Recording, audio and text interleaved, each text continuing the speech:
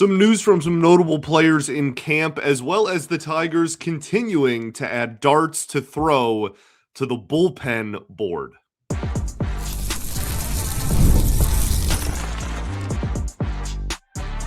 You are Locked On Tigers, your daily Detroit Tigers podcast. Part of the Locked On Podcast Network, your team every day.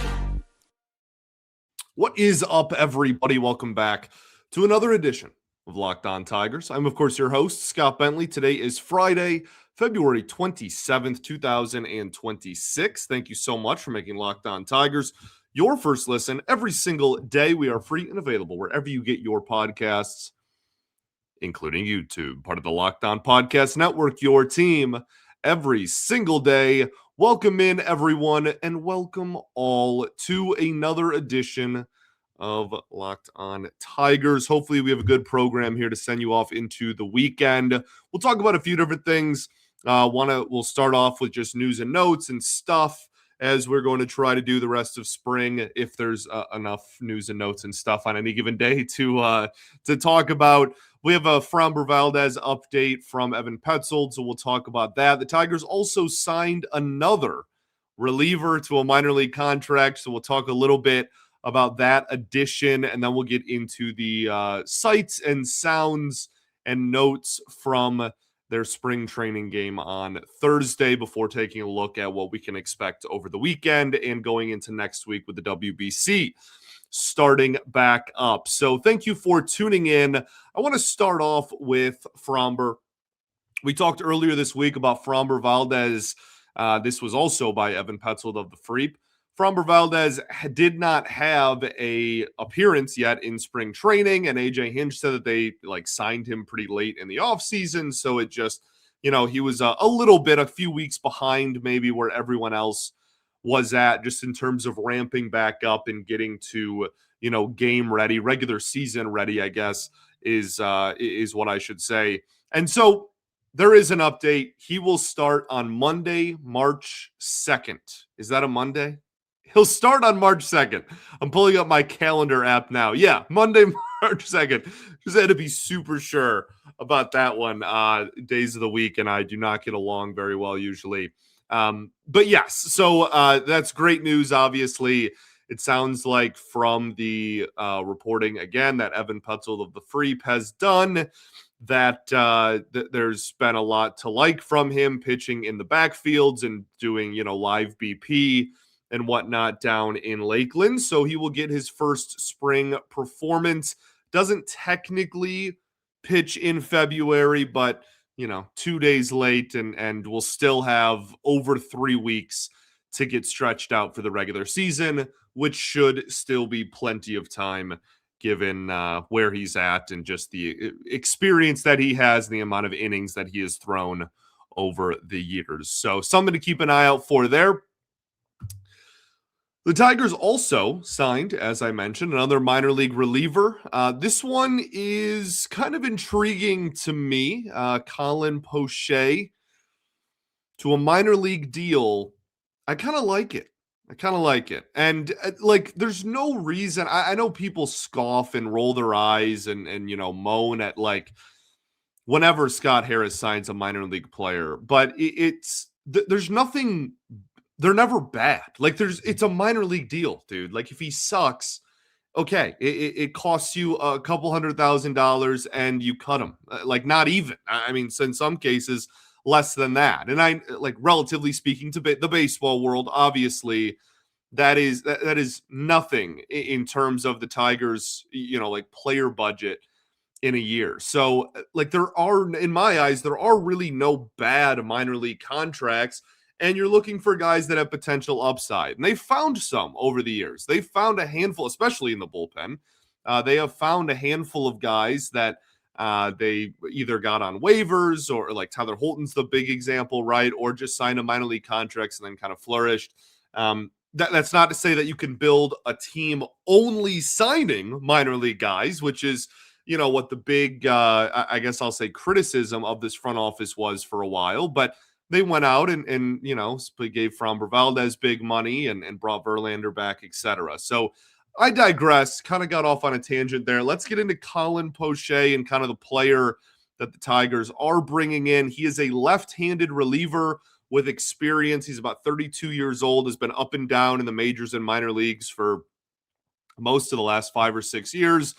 He had an absolutely fantastic 2023, a pretty remarkably mid 2024, and then a bad 2025. So in the last 3 seasons, he has, you look at his 2023 numbers, he legitimately was one of the better left-handed relievers in his league. I mean, genuinely, he was that good and that dynamic. Had a sub-3 ERA, really high swing and miss numbers, really high strikeout numbers, not very high walk numbers. And did that with 2 pitches and like the fastball isn't overpowering it. It's a 92, 93 mile an hour heater and then paired with a slider. And that from the left side was enough to put a really good season under his belt 3 seasons ago now. 2024 had an ERA around 4, and all the peripherals are pretty below average and remarkably middle of the road. And then, last year he had an ERA. He didn't pitch very much. He had like 12 or 13 innings, but had an ERA over like 11 in those, and spent most of his season last year in the minor leagues because he struggled.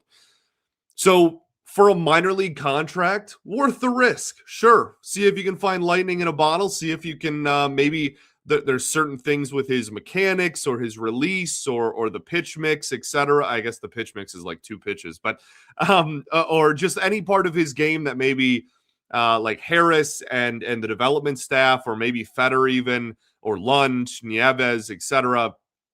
kind of look at and maybe think that they can tweak and get the most out of him. But this team has made it a clear point in the offseason that they are trying to get left-handed depth, and they are trying to find a major league left-handed reliever that they can somewhat trust.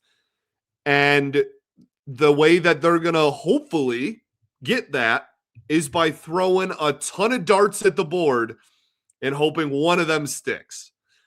So there is no guarantee, obviously, that he sticks. However, get a bunch of darts at the board. It's cheap, whatever. Like I said, low 90s fastball and a slider. It's the same pitch mix to righties and lefties, and those are the only 2 pitches that he really has. The interesting part of this, to me, is this is via Chris McCoskey of the Detroit News, that there is no major league camp invite with this. Now, maybe that's a timing thing. Like, it's just we're already, a couple of weeks into camp, so it's just like not not standard practice to do that. But I don't know. I found that kind of intriguing. There are guys with much, I'm going to use the word worse for lack of a better term, but I don't mean like bad. These are all professionals that are more talented on a baseball field than I've ever been in my life, obviously. But like there are guys with worse resumes than him that got like a handful, multiple guys with lesser resumes that got invited to spring training and got major league camp invites. So I found, if that is correct, which I'm assuming it is, Chris McCoskey, good at his job, then that part of it is interesting and kind of a head scratcher to me. But maybe he didn't have a market and they knew that they could just get him on a minor league deal with no stress. I'm sure he'll pitch in spring training games still. Not being, a major league invite to camp doesn't mean that you're not going to get in some spring action. But we'll see. I guess what I'm trying to say is it just wouldn't shock me if we saw him at some point in 2026. Some other news and notes from around the league. Max Scherzer back to the Blue Jays.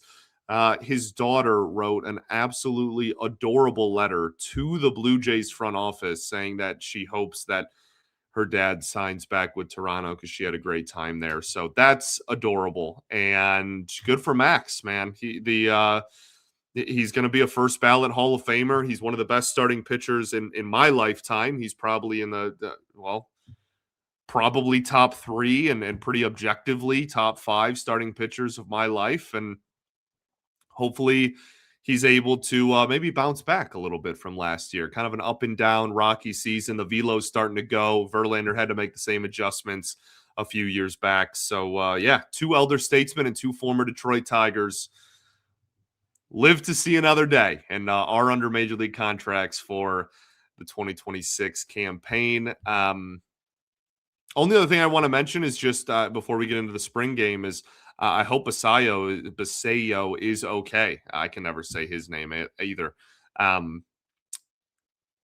Scary. I mean, that's one of the bigger catching prospects and up and coming, catchers in the entire sport. And to see him get hurt on that play with Matt Vierling, which is obviously not Matt Vierling's fault, and nobody's at fault. He's trying to make a tag, and Vierling's trying to avoid the tag. I'm not even sure they made contact with each other, but you really hope that that he's all right, because he's a really exciting young prospect, and we love our catchers here. So wishing him nothing but the best. Let's get into this 6-5 loss for the Tigers right after this. First, though, got to talk to y'all about our good friends over at Game Time. MLB opening day is almost here. You can feel it. Fresh starts, big expectations, the crack of the bat, whether it's a breakout rookie or a division race that goes down to the wire. There's nothing like being in the ballpark. The only problem, well, getting tickets can kind of feel like a grind. Long queues, surprise fees, prices jumping at checkout. That's where Game Time comes in. The Game Time app gives fans the advantage with constant innovation. It's how you unlock amazing tickets and experiences in just a few taps. It's simple to use. The Game Time guarantee means you'll get 100% authentic tickets delivered on time at the best price.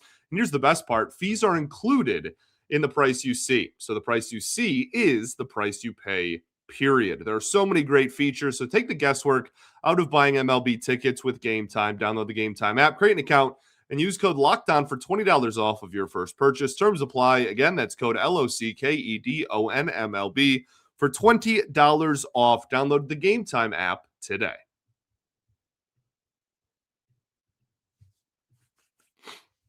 All right, everybody, welcome back here.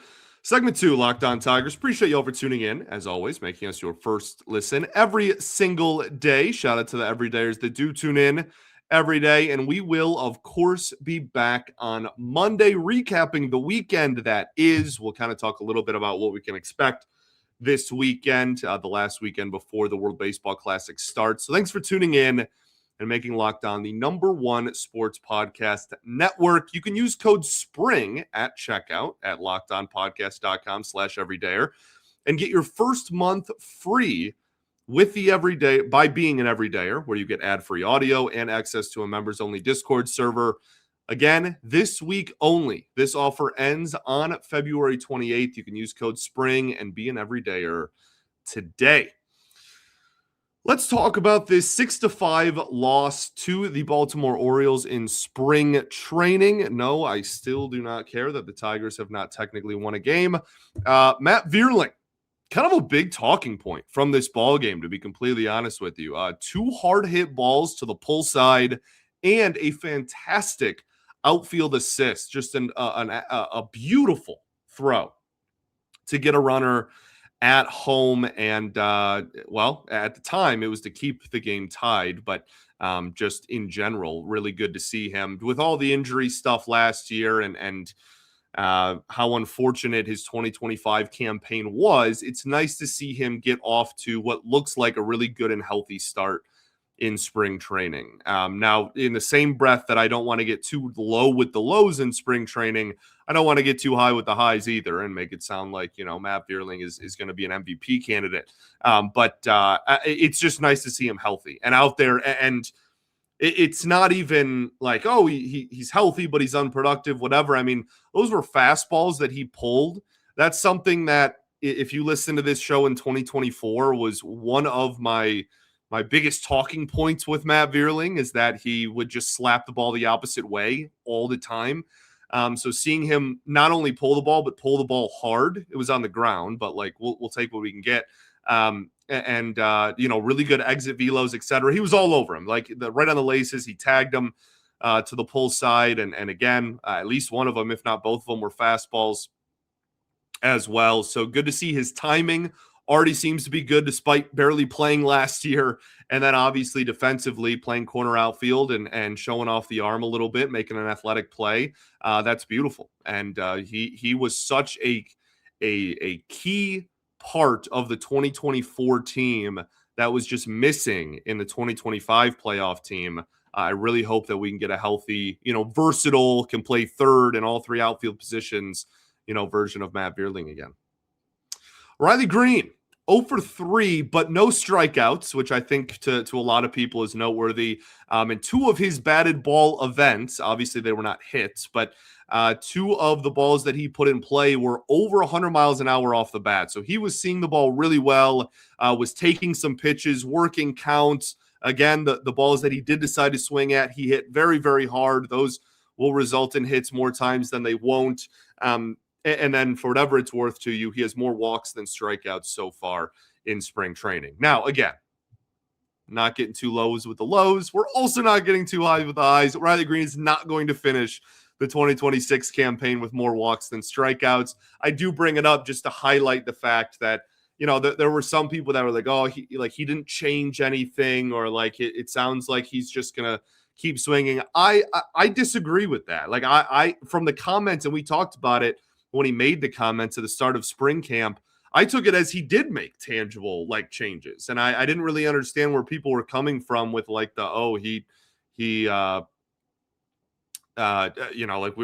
didn't hear a difference in his tone or anything like that. I don't know. I thought the opposite. I thought that he did make kind of the point that he wanted to cut down on the strikeouts. He said that. And so far in the spring, again, we'll see what the actual results are in the regular season. There's no guarantee that anything does change, and it might not.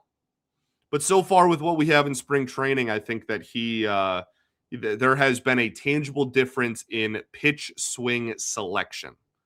That is all I'm trying to say. Colt Keith had a really hard hit ball that was an out, and then had a blooper that was an RBI hit. So baseball, doing baseball things, but just good to see him get a result, period, for a guy that has, so far in the spring, you want to talk about trying not to get too lows with the lows. He has been wildly unproductive in his small sample size in February so far. So just good to see him, get the bat on the ball and hit the ball well and, get a result here and there. Trey Cruz. Very impressed with Trey Cruz. Honestly, Trey Cruz to me has been one of my favorite players to watch so far in spring training, just period. He played 2 different outfield positions today, one of which was center field. So played center, and then I think he went to left. He also, at the plate, hitting as a lefty, he's a switch hitter, smoked an RBI well over 100 miles an hour off the bat, right up the middle. Again, RBI single for that. He also, in the minor leagues last year, walked a ton. He's walked a handful of times already, just in the 3 or 4 spring training games he's been inserted into. I have been wildly impressed with him, and I don't think it's impossible for him to make the team out of camp. I really don't. You look at what he brings, and I'm going to use Jahmai Jones as an example, not because I'm trying to hate on Jahmai Jones. If Jahmai Jones has an OPS over 900 against left-handed pitching again, he will be on the team and he will have a role on the team, and we will all love him dearly for it. But the reason I bring him up is because Jahmai Jones, and I've used this example a lot over the winter. I used this example when we talked about Eugenio Suarez. We've been talking about this kind of player profile all winter. Jahmai Jones is just a guy where if he doesn't hit left-handed pitching, he becomes close to a zero-tool player. He's so bad defensively, they don't play him in the field in the regular season. He doesn't hit righties. He's not fast.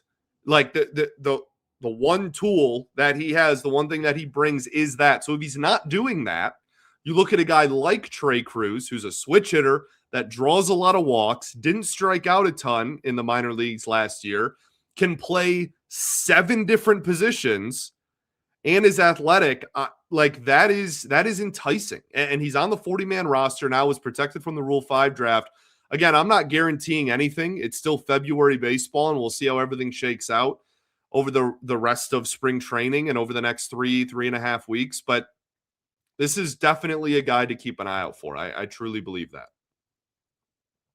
Let's talk about some of the pitching from this game. We'll also talk Max Anderson, who I haven't spoke on yet, at a pretty decent day. We'll do that right after this. First, though, got to talk to y'all about our good friends over at Indeed. Workplace chaos, deadlines stacking up, inbox overflowing, and the one position you have to fill is still sitting open. When the pressure's on and you need the right hire, this is a job for Indeed-sponsored jobs. Indeed-sponsored jobs help you reach the people who actually fit what you're looking for: skills, experience, locations. You're not just hoping the right candidate stumbles across your post. Here's a stat that says it all. In the minute I've been talking to you, companies like yours made 27 hires on Indeed, according to Indeed data worldwide. So if you're hiring, spend less time searching and more time interviewing candidates who actually check all your boxes with Indeed-sponsored jobs.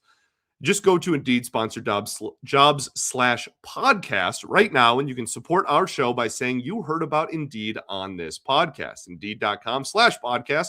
Terms and conditions apply. If you use that code, again, Indeed.com/podcast, you'll get $75 in sponsored job credit to help you get your job the premium status it deserves. Need to hire? This is a job for Indeed-sponsored jobs. All right, everybody, welcome back. Your third and final segment of Locked On Tigers. I appreciate you all for tuning in as always. Today we talk about spring training baseball. Talked about a few other things in segment one as well. Want to talk a little bit about some pitching. Before we get to that, I do want to bring up the game that Max Anderson had. I thought that 1 for 4 at the plate, nothing like earth-shattering, but continues to look like a professional at bat pretty much every time he goes up there. He had one AB where he just got force-fed curveballs, and I guess more of probably like slurve is what it was registered as, but just kind of got force-fed breaking balls and was kind of like all over the place. But outside of that, I mean, again, got a knock. I think all spring has looked really professional in the batter's box. The big question with Anderson has been, where does he fall in defensively? Because, I mean, there are some reports of like, and I've said this before on this show, he might not have a position, like, period, because it's so kind of spotty depending on where he plays. In this game at second base, made a really nice diving play up the middle. So I think that that's noteworthy, as well as we continue to keep an eye on all these young prospects. This game was full of prospects. Thyron Lorenzo caught this game, started hitting fifth and was the catcher, drew a walk, had the home run, obviously, earlier this week, and now in this one doesn't get a hit but draws a walk. And I just think he looks so solid behind the dish, man. Like, people were really slandering his defense when he first came over from LA and that Flaherty trade happened.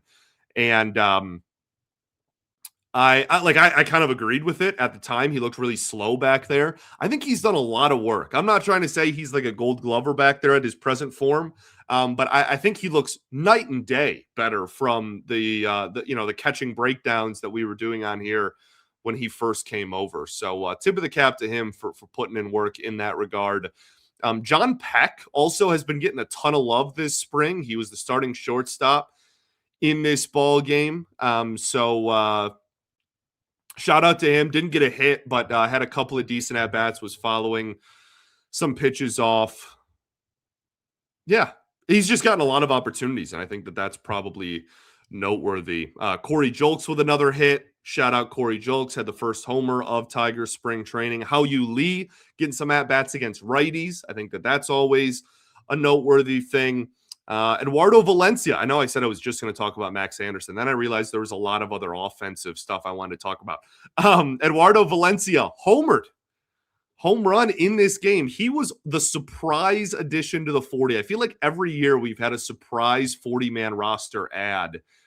And this year it was Valencia. Like, there was a handful of guys. We kind of knew that, like, Trey Cruz wasn't a guarantee, but like he was on everybody's radar as a potential ad, right? You go down the list, and Valencia was kind of the surprise. 26 years old, a little bit older, but has hit really well for most, if not all, of his professional career, including last year in the upper levels of the minor leagues. Kind of another guy that, like, where does he fall in defensively long term? But what position do you play? I play offense. And that is kind of the hope with a guy like him, and was able to go yard in this ball game. So good for him. Okay, now let's talk about some of the pitching stuff. Not a ton from this game. Kader Montero, 3 innings, 5 hits, 2 earned runs, no walks, no strikeouts, and a home run against. Not very good results yet again, but the stuff continues to grade out like way better than it did last year. The velo is still like light years ahead of where it was. The movement is about the same, but in some instances a lot more. Like the slider, especially, he actually is throwing slower last year and hoping that he can move it a little bit more. So weird spring for him, like has been getting hit around and is not getting as many results, but the stuff in theory should lead to more, swing and miss and whatnot if he's in a bullpen role. So we'll keep an eye on him. There's my favorite saying, apparently. But yeah, I think that this is just a spring. I've said this before, where Kader Montero is just going to get a ton of innings in spring training because they really want to see what they have in him and figure out what his role is going to be in 2026.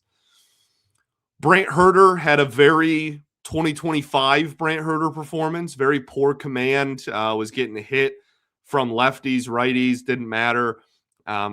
Just a weird last year for him. When he's on, he's dynamic. I mean, he can go multiple innings and get righties and lefties out. And then every once in a while, it's almost like his mechanics just like completely go out the window every once in a while, and he could not hit water if he fell out of a boat. So I'm hoping that this is just, again, it's spring. We're not trying to be too dramatic with any opinions in February baseball, but hopefully it's just like he's ramping back up and he makes some adjustments and gets back to that, again, dynamic pitcher that he can be out of the Tigers bullpen. Brennan Hanifee pitched in this one. I'm a huge fan of his, and I know like some people don't like him at all. I just, as a low leverage reliever, I think he can be really effective against righties. Gave up some hard contact in this one, not his best performance, but the sinker is really just a good pitch to me against right-handed hitting. So we'll see. Sean Gunther pitched in this game as well. The velo is up from him a little bit, which I think is noteworthy, as he's probably in the running for, a left-handed low leverage reliever major league job, and has pitched in the majors for the Tigers in pieces of the last couple of seasons. Only other thing I really want to bring up is Carlos Pena. I think I've found like my spring training darling. He didn't even have a great outing. Like he gave up a run. Like didn't, kind of got hit around a little bit. I don't care. I have been so impressed with how his stuff has looked. I'm very intrigued by Carlos Pena, the pitcher. And ultimately he's a lower minor league guy at the present moment. So like, I don't expect him to do well against, major league spring training teams, but I really like what I've seen from the stuff, and the fastball kind of intrigues me. Not even super hard, just the shape of it I like. Weekend ahead. Pitching schedules. Don't have the full schedules, but we do have some of the starting pitchers for the weekend. Jack Flaherty will pitch on Friday. Drew Anderson will start on Saturday. And Tarek Skubal is currently scheduled to start on Sunday. The reason I say that with kind of some inflection in my voice is that the players for the WBC will start reporting this weekend. When we played the Phillies, Kyle Schwarber said that some of their guys are heading out on February 27th and February 28th. I would imagine that Skubal is going to start that game for Detroit and then pretty much immediately turn around and go join his teammates for Team USA. But yeah, that'll be something to keep an eye out for. And then on March 3rd, spring training. Well, how do I even word this? I guess WBC exhibition games start in the beginning of next week. So it'll be like they give them a warm-up game or two, depending on which country it is. And so they'll have like Team USA against like the Marlins or whatever, or, the Dominican Republic is playing like the Cubs today, right? Like they'll have a couple of those. The Tigers are actually a part of one of those, which will be super fun because the Tigers are the only one that's playing on the road, which I think is like the coolest thing ever. We'll talk about that a little bit more next week when it happens, but that's like so awesome. Like I'm really a big fan of that. So Framber Valdez, I believe, is going home as well for just a couple of days. He's not pitching in the WBC, I don't believe, but wants to go, support the team for a few days. So there's just going to be some of that stuff as we get out of it. But as I mentioned at the top of the show, Valdez also will be starting for the Tigers on March 2nd. Thanks for making Locked On Tigers your first listen every single day. Shout out to the everydayers that do tune in every day. And we will, of course, be back on Monday recapping the weekend that is. Peace and love. Going to therapy's dope. And I'll catch you all then, baby. Go Tigers.